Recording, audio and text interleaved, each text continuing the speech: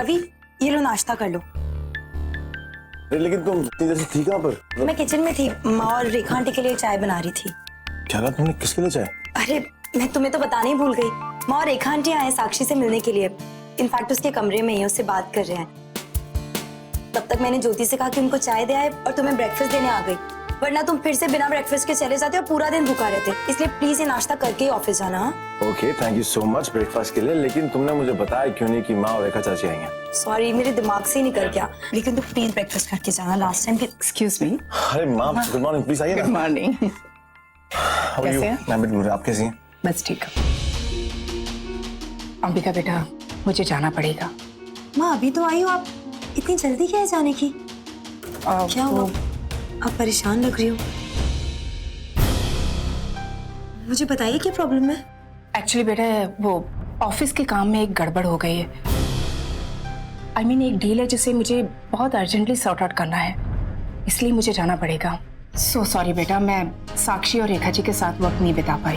अरे आप लेकिन मुझे बताइए ना, प्रॉब्लम क्या है? हो सकता है मैं कुछ करूँ आपकी हेल्प। हाँ माँ, आप हमसे शेयर कर सकती हैं, फिर हम लोग मिलकर सॉर्ट आउट करेंगे। जो भी प्रॉब्लम है, I'm श्योर हो जाएगी। बेटा एक्चुअली एक बिजनेस डील है जिसमें बहुत बड़ी प्रॉब्लम हो गई है। कसौली की पहाड़ियों में मैंने एक प्रॉपर्टी खरीद ली है, उसका अच्छा खासा एडवांस भी दे दिया है, बहुत अच्छा विला है। सोचा है कि एक रोमांटिक रिजॉर्ट बनवाऊं, लेकिन अब सोच रही हूँ कि वो जगह रोमांटिक है या नहीं। I mean, मैंने सारी पिक्चर्स नेट पर देखी हैं। तुम तो जानते हो ना रवि बेटा कि आजकल बिजनेस कितना ठंडा पड़ा है कंस्ट्रक्शन का। उसमें मैंने अगर कोई गलत फैसला ले लिया तो I mean, एडवांस गया तो कोई बात नहीं, लेकिन पूरी डील टोटल लॉस नहीं होनी चाहिए। इसलिए सोच रही थी कि किसी कपल को वहां भेजूं जो मुझे सही राय दे सके कि वो जगह रोमांटिक है या नहीं। अगर ऑपोजिट पार्टी ने उन्हें खरीद लिया और उन्होंने मुझे गलत राय दे दी तो यही सोच रही हूँ क्या करूं, किसको भेजूं।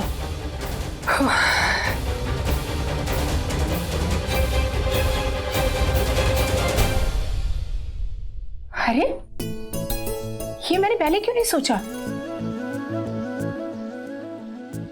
क्या? I mean, तुम दोनों मेरी मदद कर सकते हो, तुम दोनों को वहां भेज देती हूँ। तुम दोनों तो मेरे अपने हो, तुम दोनों वहां जाकर वो जगह चेक कर सकते हो, मुझे बता सकते हो कि वो जगह इन्वेस्टमेंट के लायक है या नहीं, राइट? माँ हम दोनों काम है और बिजी हो तो कोई बात नहीं, फिर मैं नहीं माँ, ऐसी कोई बात नहीं है। एक्चुअली बहुत अच्छा आइडिया है आपका, हम दोनों करेंगे ना आपकी हेल्प। हम दोनों वहां चले जाएंगे और एकदम ठीक राय देंगे आपको। अब आपको टेंशन लेने की कोई जरूरत नहीं है। रवि, कहीं तुम तो बिजी नहीं हो? नहीं, बिल्कुल नहीं। मैं क्यों बिजी होऊंगा? मतलब अमिका ने कह दिया तो बच्चे तो माँ के लिए होते हैं ना हमेशा, तो हम लोग जाएंगे। क्यों अमिका, हम लोग जाएंगे ना? ऑफ कोर्स, माँ की हेल्प करने के लिए तो हम जरूर जाएंगे। और तो कोई प्रॉब्लम नहीं है ना? बिल्कुल नहीं। थैंक यू सो मच बेटा। आप सिर्फ इतना बताइए कि हमें जाना कब है। मेरा मतलब है कि हम लोग तैयार हैं। बेटा ये थोड़ा अर्जेंट है, अगर तुम लोग यही बस 2 घंटे में निकल जाओ तो अच्छा रहेगा। हाँ ठीक है, मतलब हमें कोई परेशानी नहीं है। क्यों अमिका? हाँ कोई प्रॉब्लम नहीं है, हम लोग 2 घंटे में निकल जाएंगे। बस अब आप टेंशन मत लेना किसी बात का। थैंक यू सो मच बेटा। रवि बेटा, तुम तो जानते हो ना कि एक गलत डिसीजन कंपनी की रेपुटेशन खराब कर सकता है, राइट? जी हाँ। थैंक यू सो मच बेटा। अरे happy? Yes, thank you. Thank God, मेरा प्लान कामयाब हो गया।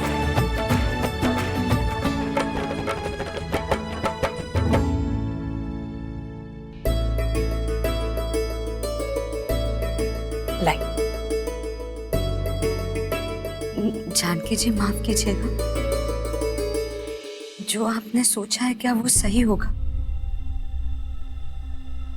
मेरा मतलब है, जिस तरीके के हालात पिछले कई महीनों में हुए हैं, मुझे नहीं लगता कि हमें रवि और अंबिका को घर से दूर भेजना चाहिए। आप खुद ही सोचिए ना, उस दिन पार्टी में वो बम वाला हादसा अंबिका के साथ हुआ। अंबिका के तो जान पर आ गई थी, और अब इस बार रवि। इसका तो यही मतलब हुआ ना जानकी जी, कि अभी भी इन दोनों की जान खतरे में है। और अगर ऐसे में हम रवि और अंबिका को शहर से बाहर जाने देते हैं तो हमेशा डर लगा ही रहेगा। इन दोनों की जान खतरे में तो है। अगर इन दोनों को हम में से किसी की जरूरत भी पड़ गई तो उनके पास तो कोई नहीं होगा। आप समझ रही है ना मैं क्या कह रही हूँ? मैं आपकी बात समझ रही हूँ रेखा जी, लेकिन आप बिल्कुल भी टेंशन मत लीजिए। मैंने ये प्लान बहुत सोच समझ कर बनाया है। एक्चुअली मुझे वहां पर कोई जरूरी काम नहीं है। ये तो बस एक बहाना है उन दोनों को एक साथ भेजने का।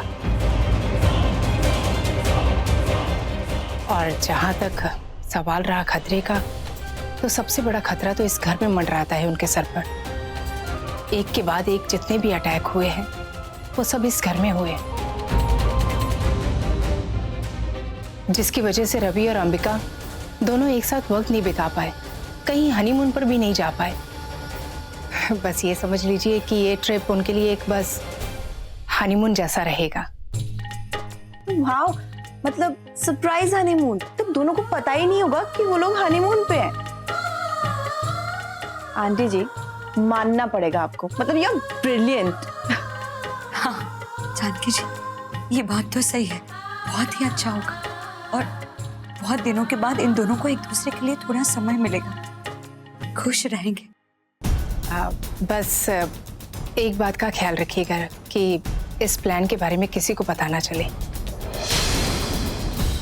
आप बिल्कुल बेफिक्र हो जाए, हम दोनों ने भनक भी नहीं लगने देंगे।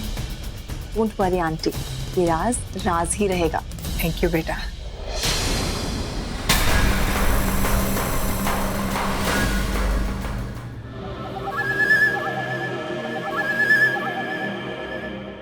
वैसे तुम सब तो हो खूबसूरत, लेकिन क्या करूं? मुझे ऐसा लगता है कि अंबिका जैसी खूबसूरत कोई नहीं।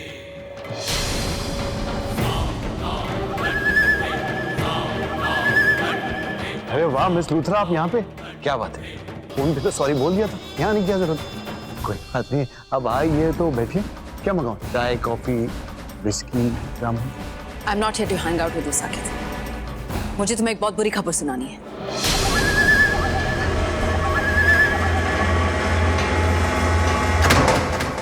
और एक बुरी खबर। आदत बन गई है बुरी खबर सुनाने की, हमेशा बस बुरी खबर सुनाती। कभी तो अच्छी खबर सुनाओ।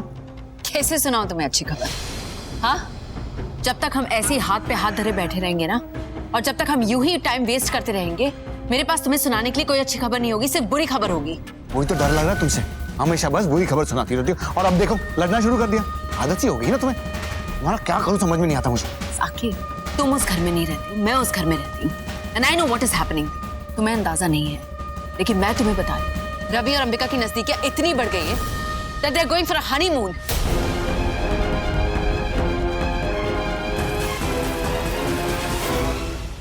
चलो मेरी प्यारी बीवी, चले अभी। अरे रवि, तुम्हें क्या? कहाँ भागने की जल्दी हो रही है?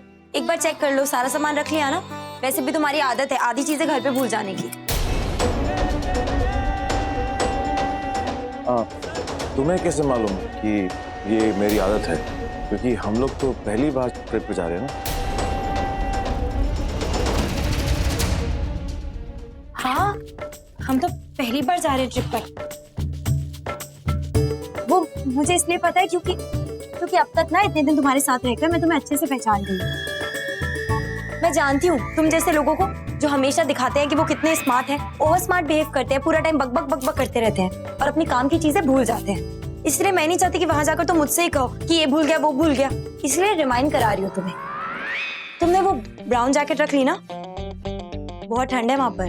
पहली बात मेरी सुनो, मैंने अपना सारा सामान रख लिया है, सब कुछ डाल दिया इस बैग में, और ये ना मेरा बैग है, ये तुम्हारा बैग है। आधा सामान तुम्हारा इसमें है, आधा सामान तुम्हारा इसमें है। देखो लड़कियों वाला बैग, क्या फैशन आ गया, लड़कों के हाथ में लड़कियों वाला बैग। ठीक, मेरी बात सुनो,